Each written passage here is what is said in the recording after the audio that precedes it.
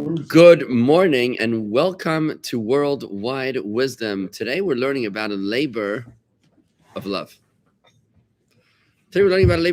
And I want to share with you what it says in Ethics of the Fathers. Have you ever read Ethics of the Fathers? This is unbelievable stuff.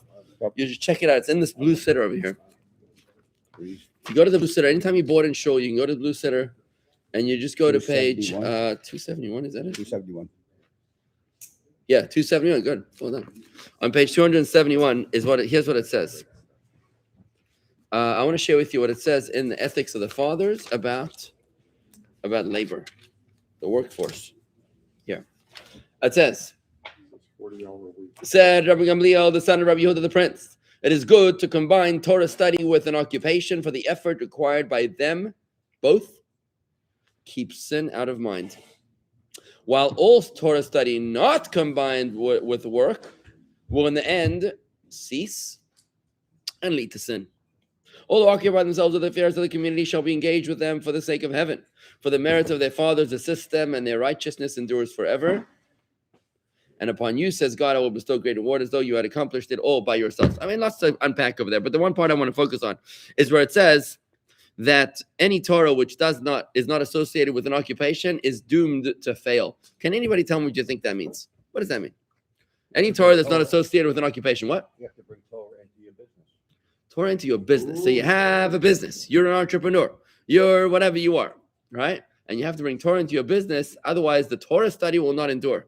I mean, I can understand if you say that the business won't endure. But why do you have to say that the Torah won't endure? What do you think it means?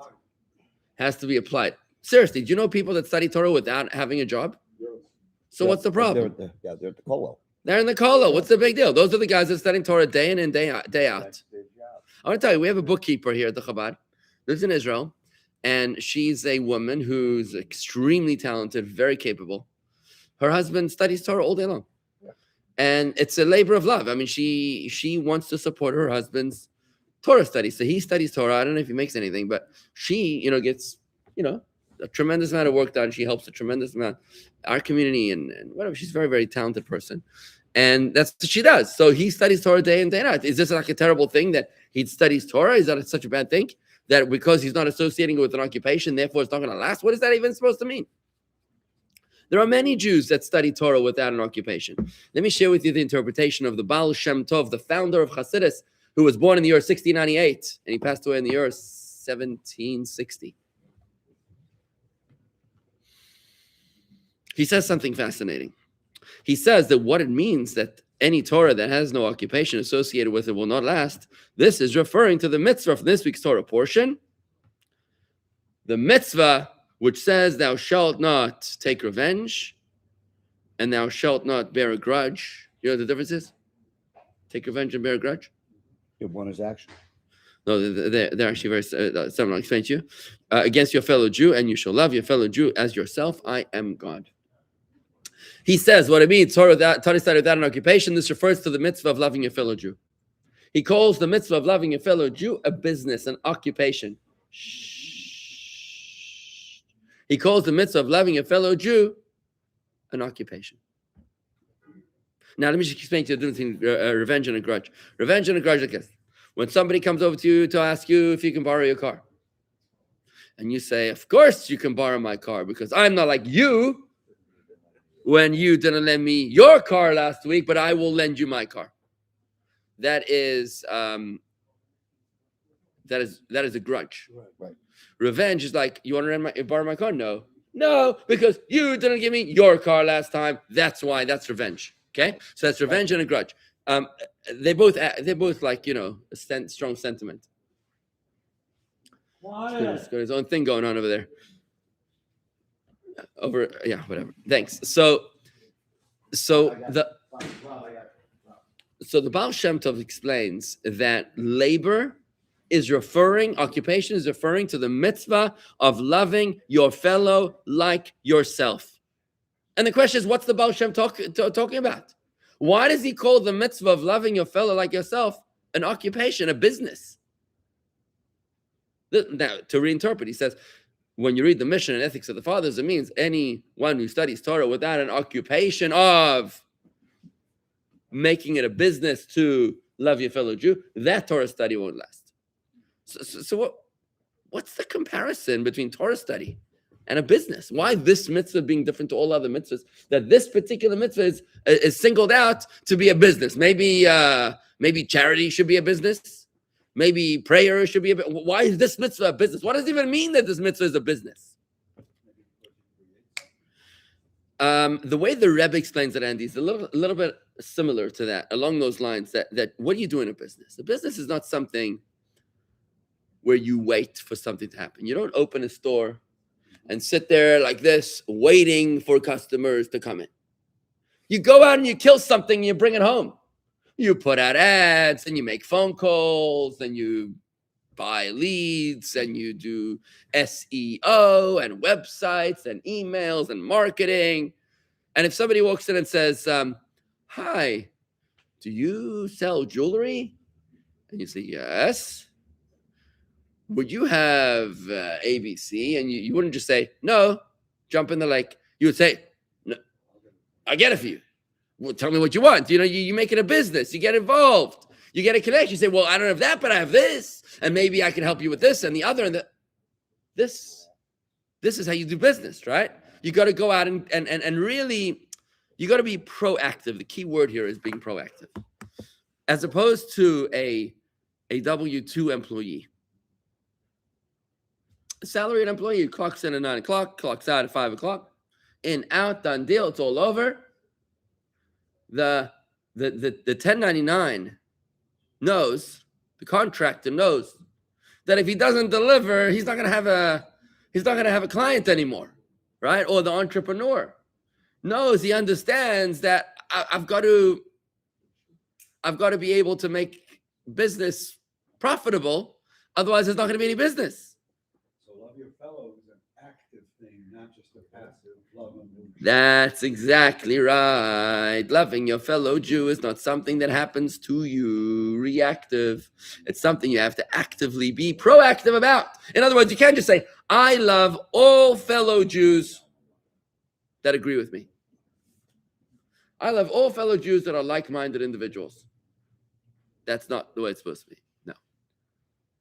In other words, it's like a businessman saying, I will make money with anybody that buys exactly my product.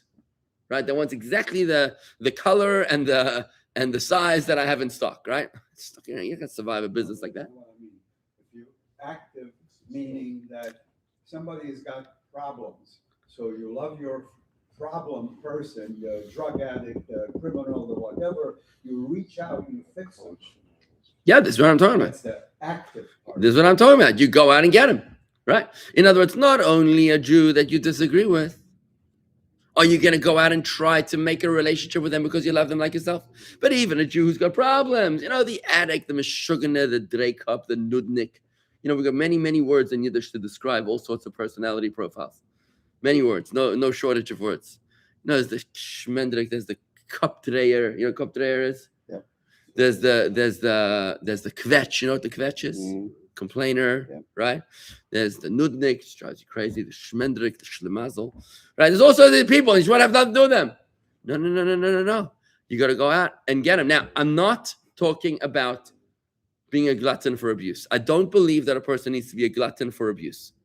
Okay? In other words, if somebody is abusing you, then I don't believe that you actually need to be engaging with that person just so that they can humiliate you and drain you emotionally. They can fight with you. They can scorn you. They can minimize you. They can diminish your sense of self-worth. I don't believe that you have to be a glutton to go out and get them. Maybe somebody will disagree with me on this. I don't think so. I think with those kind of people, what you should do is just keep a safe distance. In other words, don't cut them off. Like in today's culture, if somebody disagrees with me, Cancel culture. I'm not feeling safe anymore. If somebody criticized me, I don't feel safe over there anymore. No, this is not Judaism, man. Judaism is a culture of debate. Judaism is a culture of conversation. You open up the Talmud, it's 7,000 pages plus of argument after argument after argument. None of the rabbis of the Talmud were feeling unsafe. Okay, they were debating. That's how you create wisdom. That's how you create innovation. That's how you create the development and evolution of ideas. It doesn't happen by living in an echo chamber, burying your head in the ground, surrounded only by people that agree with you and support you. That's not how it works. But at the same time, to be a glutton for abuse, I don't believe is something which you should be doing. Encourage diversity, encourage conversation, encourage disagreement, right? But to say that somebody makes you feel unsafe just because they disagree with you, that's just pathetic, right? It's just, I don't have any other words to explain, that kind of position, which just doesn't make any sense. Sometimes people will take one look at me and they'll be like, they won't want to talk to me because they've already sized me up. They know who I am, what I believe, what I don't believe, what my convictions are. Come on, you're just putting me in a box. That's ridiculous. That is cancel culture, right? So when it comes to running a business, you got to be proactive, you got to be creative, you got to be courageous, you got to be dynamic, you got to be hardworking. All of those attributes is how you're supposed to invest in the mitzvah of loving your fellow Jew. Why? Because the mitzvah of loving your fellow Jew is probably the hardest mitzvah in the Torah. It's probably. I agree. Oh, finally. I agree. It took 15 years for us to agree on something. Very, very happy to hear that. Thank you, Velvel. My response to you was case in point, by the way. Yeah, of course. It's easy to love the Jews that you like. It's easy to like the Jews that you agree. It's easy to love the Jews that you like. But it's much harder to love the Jews that you don't like. What about pro-Palestinian Jews? So what about pro-Palestinian Jews? It's a very good question. You know what my answer to you is? A pro-Palestinian Jew. Why is he pro-Palestinian? Tell me, why? Why? Because he's brainwashed. Brainwashed. So what are you going to do? Can you unbrainwash a brainwash? There's no possible to unbrainwash? Really? Of course. Does everybody agree to that? With enough time, Can anybody can. convince you not to believe in kosher? Hello, am I brainwashed? Are you suggesting that I'm brainwashed? What I'm talking There's a difference between faith and brainwash. brainwashing breeds That's also- addictions. I want to explain to you something. No, I actually want to tell you why I disagree with it. I appreciate your point. My conviction is based on faith. Their conviction is based on reason, No, logic. no. Not? They're not. Absolutely not. It's a religion. It's You a think it's religion. based on faith? You can put any kind of facts in front of them. It will not. Look, I want to make the following proposition, and it might fail. I don't know. I would say meet a pro-Palestinian Jew, invite him for Shabbos dinner, and don't engage in debate at all. Invite him for Shabbos dinner, have him taste your wife's challah and your wife's cooking and the atmosphere around your Shabbos table. Sing a song, discuss the Parsha of the week, discuss Judaism. Don't talk about Palestinians. And I believe, as a Chabad Rabbi, let's not do this all day, every day. I believe that when you share the light, then the darkness dissipates all by itself. Now, I understand if you might disagree with that approach, okay? And there are some people that are so, as you describe, stuck in their ways. Yeah, you're right. It could be challenging to engage with those people. I agree with you. I'm But- banking on you being right. I hope I'm right. I already hope I'm right. Let me just wrap this up, folks, by just closing out with a few comments, okay? This is why the loving of your fellow Jew is a labor, is an occupation. It's a business. You got to look at it like a business. Be proactive. Don't wait until you encounter the few Jews that you like. Go out and get them. Kill something and bring it home. Make a relationship. Because there are Jews out there that are desperate for connection. And you know why they became pro-Palestinian? Because they feel that those are the only people that are going to accept them.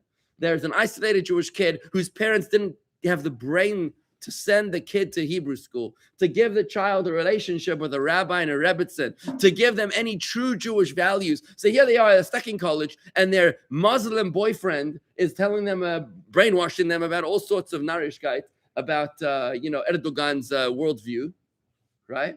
And now if you simply replace that with love, you give them a sense of connection to something meaningful and true, I believe that will, in fact, bring them back home. And I want to just conclude with a practical application. Sometimes you encounter a Jew and you want to help him, but you can't. You know why? Because you don't have the money. He needs your help. He needs a donation. He needs you to lend him something. And he's not here. You can't deliver it to him. So elsewhere in Ethics of the Fathers, it says, who is wise, he who learns from every single person. Who is wise? He who learns from every single person. Because every single person is something to share, something to teach. So you can't give the guy money. Give him some wisdom. Give him something unique of your experience. Share them a story. Give him a little empathy. Give him a little love. Give him a little something, right? It doesn't have to be that you give him money. So like when somebody walks into your store and they want something and you don't have it, you don't just send them flying. You'll try to engage and offer them something else. And that's what you do with the mitzvah of loving your fellow Jew. He comes to you with one problem. You don't have the answer, so you give him something else. And I want to flip it around also. What happens when somebody's feeling like they don't have a sense of self-worth? Like they're in the hospital and they're very, very sick. And you come on in and, a lot of people don't know what to say. They're like, don't know what to say. They'd rather not visit. And the silence is deafening. More than the animus of your enemies, you remember the silence of your friends. So I want to encourage you to do the following. When you go and visit someone in the hospital and there's like nothing to talk about except for their life-threatening illness, remember that every single person has a unique light to share, a unique contribution to give to this world. Ask them about it. If the guy's a experienced radiologist who's dying from, I don't know what, pancreatic disease, talk to them about their profession. Talk to them about what they're good at. They don't want to be wallowing in darkness and despair and misery all day, and they don't want you to come in and perpetuate that misery. Talk to them about what they're good at. Ask them about it, things that they invented, about things that they innovated, things that they engineered, things that they designed, the connections that they made. Ask them about how they view. Ask them a question, about understanding how radiology works. I never understood how an MRI machine works. Do you mind explaining to me? And that way you can give them a sense of self-worth.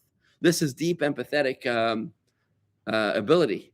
Where there's actually a story of one of the Rabbi's secretaries. His father was ill, and I think it was another one of the Rabbi's secretaries came to visit him, and he had a whole conversation with him about this kind of an idea. And the guy he wrote afterwards. He said that he was feeling so miserable, but when the Rabbi's secretary came and spoke to him about things that he had achieved in his life, he felt so good. He was reminded of his light, and he kind of found his way back to healing. So this is the message we learn from the Baal Shem Tov, that any Torah which has no occupation within it will not last. Torah needs to be associated with loving your fellow Jew as a business, as a proactive action, not something which you wait for it to come to you. You got to go out and get it. And with that approach, Torah study will be enduring. Your Torah study will be enduring. Why is it that your Torah study will be enduring? I think because when you take care of when you take care of the needs of Hashem's children, then Hashem will make sure that the Torah study that you're learning will endure. Remember, Torah is Hashem's wisdom, right? Torah is Hashem's wisdom. So how can a human being retain infinite wisdom? When you care for Hashem's children, then Hashem will allow you to retain His wisdom, the gift. Beautiful. All right. Thank you very much, everybody. Have a great day, and make it count.